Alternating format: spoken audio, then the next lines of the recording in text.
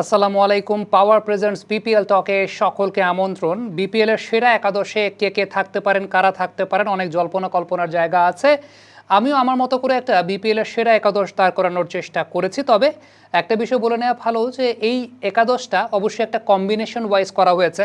অনেকের সঙ্গে মিলতে পারে, অনেকের সঙ্গে নাও মিলতে পারে, অনেক প্লেয়ার এখানে বাদ পড়ে যেতে পারে কম্বিনেশনের জন্য। দেখা গেল একই পজিশনের 4-5টা প্লেয়ার আমাদের সবার মাথায় আছে, কিন্তু আলটিমেটলি ওই পজিশনের জন্য আপনি একটা বা দুইটা প্লেয়ারকে সেট করতে পারবেন।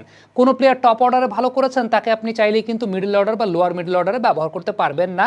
সেসব ক্রাইটেরিয়ার উপর বেস করে একটা বেস্ট 11 আমি দাঁড় করিয়েছি। সেই নামগুলো আমি একে একে বলার চেষ্টা করছি। একেবারে শুরুতে তানজিদ হাসান তামিমের নামটা বলতে হবে অ্যাজ অ্যান ওপেনার। ডেফিনেটলি এই বিপিএল এর সবচাইতে বেশি সংখ্যক ছক্কা তিনি মেরেছেন এবং as an opener Tanzid Hasan তামিমকে আমি অটোমেটিক চয়েস হিসেবে রাখতে চাই।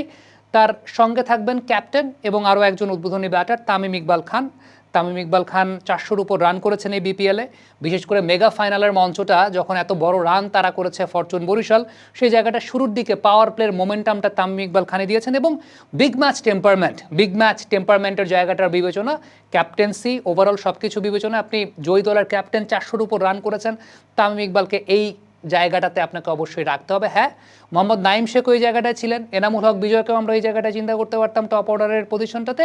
বাট ফ্যাক্ট ইজ আপনাকে অনেকগুলো ব্যাপার বিবেচনা করতে হয়েছে। বিগ ম্যাচ টেম্পারমেন্ট থেকে শুরু করে ক্যাপ্টেন্সি এবং সব কিছু মিলে তামিম ইকবাল সেই জায়গাটায় থাকবেন। 3 নম্বর পজিশনে মেহেদী হাসান মিরাজ। এবং মেহেদী হাসান মিরাজ তাকে আসলে 1-2-3-এর বাইরে ব্যাটিংয়ে আপনি খুব প্রোডাক্টিভ ওয়েতে টি-20 ক্রিকেটে ইউজ করতে পারবেন না। তার বোলিংটাও একটা অনেক বড় অ্যাডভান্টেজের জায়গা।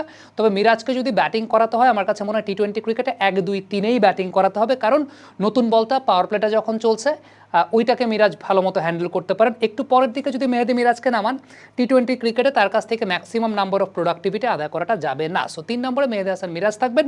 4 নম্বরে আনডাউটেডলি তাকে 3 নম্বরেই রাখতাম, বাট যেহেতু মেহেদী মিরাজকে ইনকর্পোরেট করতে হচ্ছে, দাভিদ মালানকে এক্ষেত্রে 4 নম্বরে প্রবেশ করাতে হচ্ছে। তবে ম্যাচের কনটেক্সট অনুযায়ী যদি কোনো ম্যাচ এই একাদশে খেলা হয়, তাহলে ম্যাচের কনটেক্সট অনুযায়ী দাভিদ মালান তিনিও ব্যাটিং করতে পারেন। যদি উপরের দিক থেকে একটা ভালো শুরু হয়ে থাকে, then Dawid Malan will take his part. এই বিপিএলের সবচেয়ে impactful innings apart from the final, সবচেয়ে ইম্প্যাক্টফুল ইনিংসগুলো আসলে দাভিদ মালানের কাছ থেকে দেখা গেছে।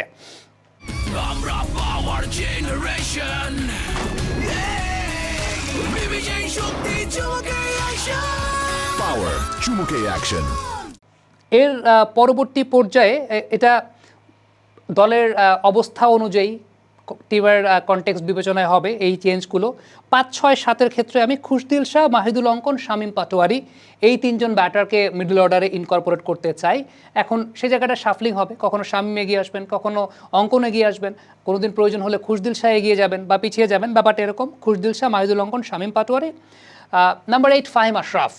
এই টুর্নামেন্টে আমার কাছে মনে হয়েছে খুশদিল শাহ এবং ফাহিম আশরাফ এই দুজনের ইম্প্যাক্টটা সবচেয়ে বেশি ছিল। এবং রংপুর রাইডার্স মূলত তারা বাদ হয়ে গেছে বা শেষের দিকে তারা ম্যাচ জিততে পারে নাই, এর অন্যতম বড় কারণটা তারা বেশ মিস করেছে আসলে খুশদিল শাহকে। এবং আমার কাছে মনে হয় যে টুর্নামেন্টের নকআউট স্টেজে খুশদিল শাহ না থাকাটা রংপুর রাইডার্সের জন্য একটা অনেক বড় ধাক্কা। ফাহিম আশরাফ যখনই এসেছেন উইকেট নিয়ে দিয়েছেন, একদম ব্রেক থ্রু বোলার। এবং তার নিজের প্রথম ওভারে তিনি প্রায় 70% ক্ষেত্রে উইকেট জেনারেট করে দিয়ে গেছেন। সো ফাহিম আশরাফ এবং সেই সঙ্গে খুশদিল শাহ তারা সে জায়গাটায় থাকবেন। মাহিদুল ইসলাম অঙ্কন, তার কাছ থেকে পারফরমেন্স আমরা দেখতে পেয়েছি এই বিপিএলে। আমার কাছে মনে হয়েছে লোয়ার মিডল অর্ডার ব্যাটিংয়ের অন্যতম বড় আবিষ্কার মাহিদুল ইসলাম অঙ্কন, এবং তিনি সেই জায়গাটায় থাকবেন।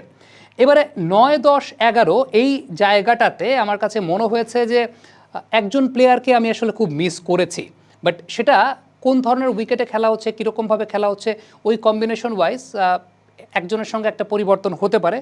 ডেফিনেটলি তাসকিন আহমেদ, আকিব জাভেদ এই দুজন প্লেয়ার মাস্ট বি থাকবেন। তাসকিন এবং আকিব জাভেদ এই ব্যাপারে কোনো সন্দেহ নেই। বাট নাম্বার 11-এ আলিসাল ইসলাম এবং খালেদ আহমেদ এই দুজনের মধ্যে একজনের কথা আমি বিবেচনা করব। ডেফিনেটলি আপনার যখন স্পেশালিস্ট স্পিন বোলার প্রয়োজন হবে, আলিসকে আপনি সেই জায়গাটায় ইনকর্পোরেট করবেন। যে ম্যাচটাতে আপনার কাছে যদি মনে হয় যে স্পেশালিস্ট স্পিন বোলার দরকার নেই, আমি একটা পেস বোলিংয়ের অস্ত্র বাড়াতে চাই, সেই ম্যাচটাতে খালেদ আহমেদ। এই দুজনকে আসলে আমি ভাগে যোগে 12th ম্যান হিসেবে রাখতে চাইবো, চিটাগাং কিংসের এই দুই বোলার আলিসাল ইসলাম এবং Khaled Ahmed. But priority wise যদি একটু ফ্ল্যাট উইকেটে খেলা হয় বা এমন কোনো উইকেট যেটা খুব নিউট্রাল উইকেট, সেই সমস্ত জায়গাতে আমার মনে হয় আলিস আল ইসলামকে আমি প্রেফার করব। খালেদ এই টুর্নামেন্টের সবচাইতে ইউটিলিটি বোলার এবং খালেদ এই টুর্নামেন্টের সবচাইতে কনসিস্টেন্ট বোলার। বাট আপনি যখন তাসকিন আহমেদ এবং আকিব জাবেদ, আমার একজন বা হাতি ডান হাতি পেস বোলার আছে, সেই জায়গাটাতে খালেদকে আমি ইনকর্পোরেট করতে পারছি না because of Alis Al Islam, because of the কম্বিনেশনের কারণে আসলে করতে পারছি না। বাট আমার রাখার খুব ইচ্ছা ছিল। So this is my best 11: Tanzid Tamim, Tamim Iqbal, Mehedi Hasan Miraz, দাবিদ মালান, খুশদিল শাহ, মাহিদুল ইসলাম অঙ্কন, শামীম পাটোয়ারি, ফাহিম আশরাফ, আকিব জাবেদ, তাসকিন আহমেদ, আলিস আল ইসলাম এবং 12 ম্যান খালেদ আহমেদ। যদি কখনো প্রয়োজন হয় খালেদ আহমেদও বেস্ট 11-এ জায়গা নিতে পারেন। সো কমেন্ট বক্সে আপনাদের বেস্ট 11টা জানতে চাই, দেখতে চাই, একটু মিলিয়ে নেন আপনার সঙ্গে আমার কতটুকু মিলছে। Thank you.